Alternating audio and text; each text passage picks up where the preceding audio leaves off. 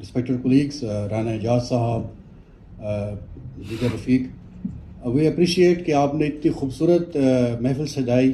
فکر اقبال کے حوالے سے سب کو بات کرنے کا اور بات سننے کا موقع ملا. میرا جو موضوع گفتگو ہے وہ تھوڑا سا بورنگ ہے. اس میں آپ کا شاید دوران خون تیز نہ کر سکوں, اور کیونکہ اس میں اشعار کم ہیں. میں رانا صاحب سے عرض کی تھی کہ میں پنڈت جواہر لال نہرو اقبال کو کیسے دیکھتا تھا اس سلسلے میں بات کرنا چاہتا ہوں. اچھا, پہلی نہرو صاحب کی جو کتاب ہے نا ڈسکوری آف انڈیا, اس میں انہوں نے اقبال پہ مفصل نہیں لیکن اینیکڈوٹل ان کو مینشن کیا ہے اور ان کے افکار کے حوالے سے کچھ ذکر کیے ہیں.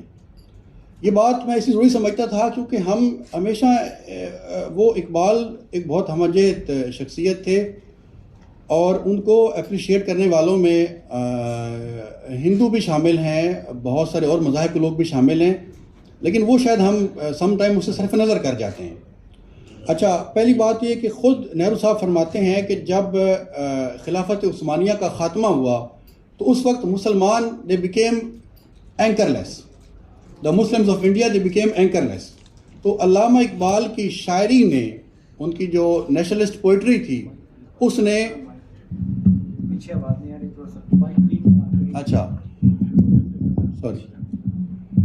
اس وقت علامہ کی شاعری نے مسلمانوں کو ایک اینکر دیا, ایک راہ دی. یہ کون کہہ رہے ہیں؟ یہ نہرو کہہ رہے ہیں, جو آرچ اینیمی تھے پروجیکٹ آف پاکستان کے. اچھا, وہ آگے جا کے لکھتے ہیں کہ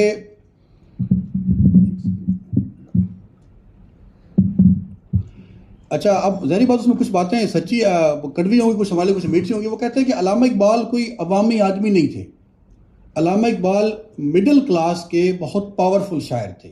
ان کی شاعری جو پڑھی لکھی گرون اپ مڈل کلاس تھی, اس میں بہت مقبول تھی, اور اس شاعری نے ان کو وہ فلسافیکل اور وہ پوئٹک بیک گراؤنڈ دیا جس سے ایک مسلمانوں کو ایک علیحدہ قومی تشخص کو اس تشخص کو مزید نکھارنے میں اور اس تشخص کی تشکیل میں علامہ اقبال کی شاعری نے مسلمانوں کو بڑی مدد کی. وہ تو خیر اس کے لیے الفاظ استعمال کرتا ہے علیحدگی پسندی.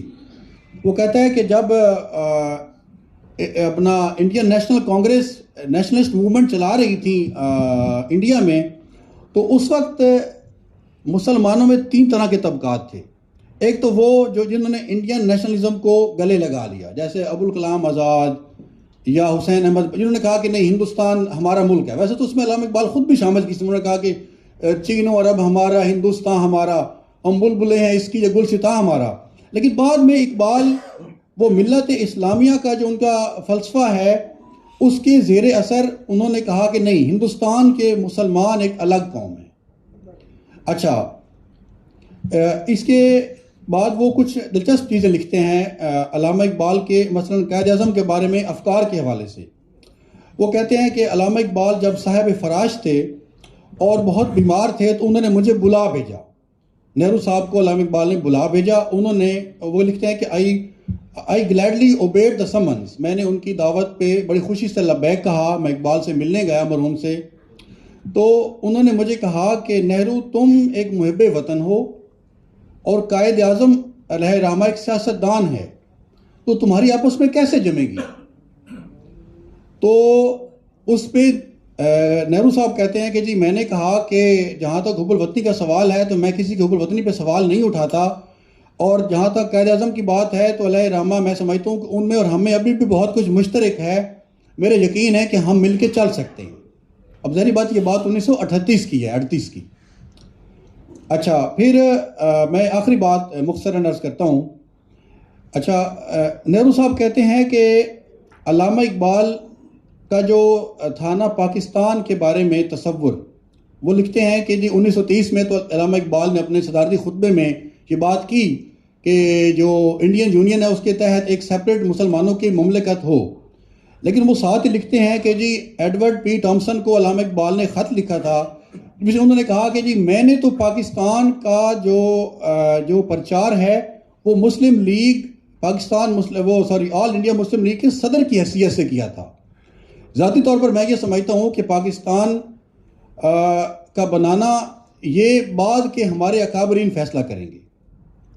اچھا، آخری بات کہ نہرو صاحب یہ سمجھتے تھے کہ علامہ اقبال اگرچہ وہ فلسفہ خودی کے بھی پرچار کرتے تھے، اسلام ان کی رگ و پے میں پیوست تھا، ساتھ ہی وہ یہ کہتے ہیں کہ عمر کے آخری حصے میں علامہ اقبال کو کا اشتراکیت کی طرف بھی ذرا میلان تھا، ٹورڈ سوشلزم. اب وہ لکھتے ہیں کہ رشیا کی جو پروگریس تھی اس دور میں ارلی 30s میں، اس سے اقبال بڑے متاثر تھے. تو انہوں نے وہ پھر نظم لکھی لینن خدا کے حضور میں.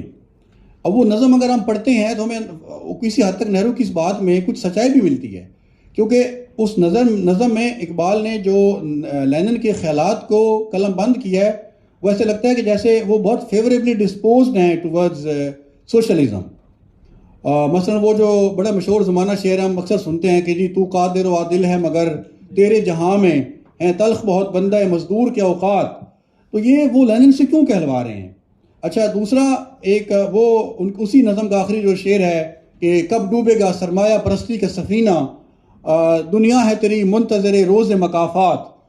تو سرمایہ پرستی کا جو شاید جو اقبال کا مغربی تہذیب سے ان کی جو ایک قسم کی آپ کہہ لیں کہ مخالفت تھی بہت شدید قسم کی، وہ کسی حد تک اشتراکی نظریات کی طرف میلان میں بھی ٹرانسلیٹ ہوگی.